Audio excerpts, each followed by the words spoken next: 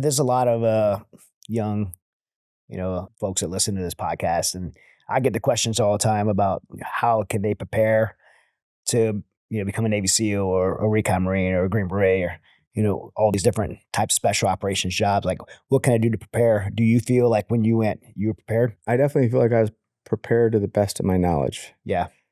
What I would say to myself current day back to when I was going in, or anybody that's looking to go in at that age or at any age, physically being able to move your body weight, having a good baseline of physical fitness.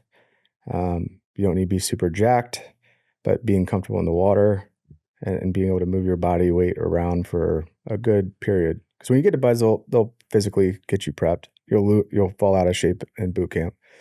But BUD/S will get you back in shape. But as long as you have a good baseline, I would encourage that anybody looking to go and, how I felt with my capabilities and confidence in going into BUD/S, at a very young age, I realized I could push my body further than I thought it could. So mentally, I'd already done it. Yeah. Physically, I had already swam a 50-meter underwater swim when I was 12. Like, not concerned about it. It's good. But I was confident in my ability to physically push my body further than I think or thought it could go. So that if people can have a good baseline of resilience and challenging your fears, not being afraid of failure, but you can come back stronger, I would definitely say that that's probably some of the top stuff.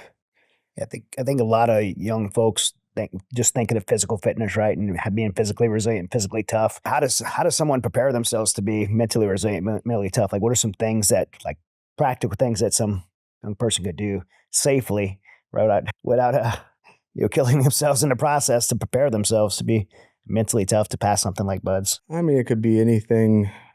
I say as simple as like, get into the cold plunge for 3 minutes. That was what I was going there. But I was gonna let you say it like that.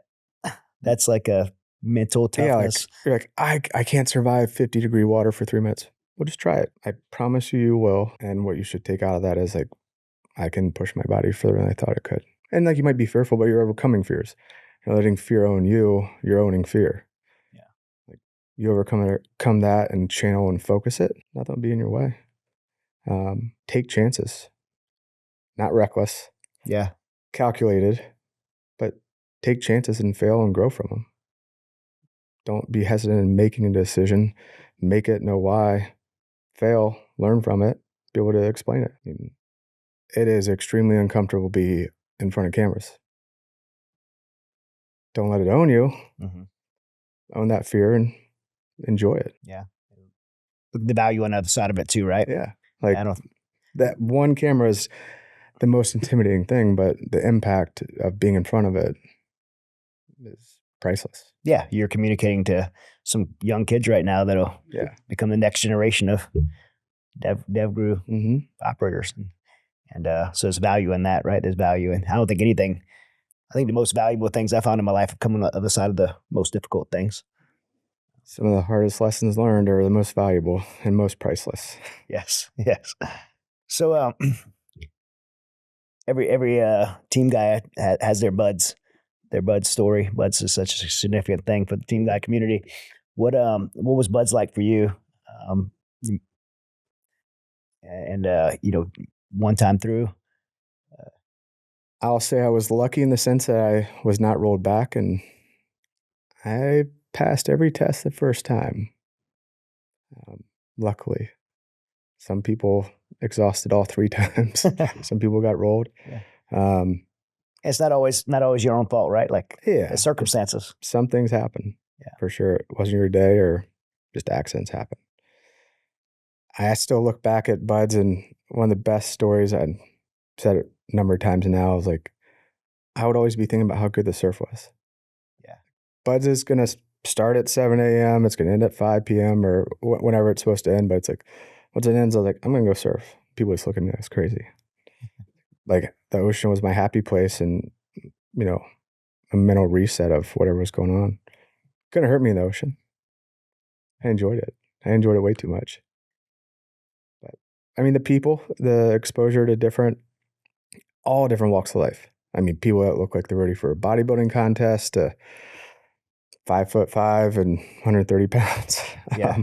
all ages, all backgrounds, and just amazing, super smart people. And the camaraderie ship that was grown together, going through challenging times, and as part of Buds. And I think it's great. Not only enlisted, but officers go through the same training, and it creates a stronger bond. Yeah. When you finish Buds, you go to SQT, and then you get all your training and you move on to SEAL Team 10, correct? Yep. So SQT right after Buds across the street.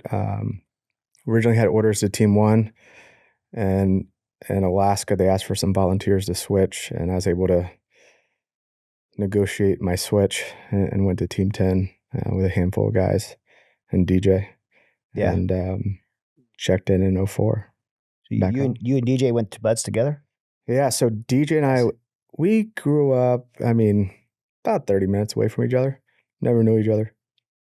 We didn't meet until Buds. He got rolled back into our class from pool comp, and he he showed up with a 12-pack of Corona and no armpit hair. He was 17. Okay. Kind of the you come with a gift, right? Yeah. If you join a new class. Yep. Yeah. Come with a peace offering. And great. I mean, just one of those friendships that immediately you kind of know. And it was like, where'd you grow up? Where'd you grow up? I was like, and luckily all the way through Bud since then, we both went to Team 10, same platoon, all through Team 10, went to the green team together. They had to heartbreak and split us up into different squadrons. But we'd always kind of see each other off and on and maintain that closeness and friendship. Yeah, I definitely want to talk about Green Team and what you can, but first of all, Team 10. Where's Team 10 for those listening? Virginia Beach, Virginia. So Little Creek. you guys came Yeah. back home. Yep. Home there. All the even numbers are on the East Coast, but Yeah. yeah, him and I both came home. And you stayed there you get there for a while. Yeah, Team 10, '04 to '09, and end of '09. And And you had deployments there. So Mhm. what's deployments like? Because I know we're going to talk about some of your other deployments, but what was deployments like at Team 10? Where'd you go? What kind of operations did you guys? All of our deployments at Team 10 were in Iraq. It was a really good schedule that I enjoyed because it was blocks of training. So 6 months of schools, 6 months of training, 6 months of specific training, and the next 6 months of deployment. You knew where you're going kind of leading up to it. So you're prepping all that training, and it's very clear there's no kind of unknowns. Yeah. And so it's like you're training for this event, Mm-hmm. and going to be the entire team's going to be on its A game when it gets there. And that event is a deployment. Yeah. Right. Yeah. It's kind of nice to be in that 6 months. I know a lot of soft commands are on that rotation, and the families can be prepared for it too. Like wives, kids could be kind of tied into that cycle. Yeah. Yeah. And we're lucky enough to have all summer deployments too. So we didn't go through the winter times. What type of operations did Team 10 do in Iraq? Kind of throughout the years, we did protection services kind of detail on the prime minister and president of Iraq.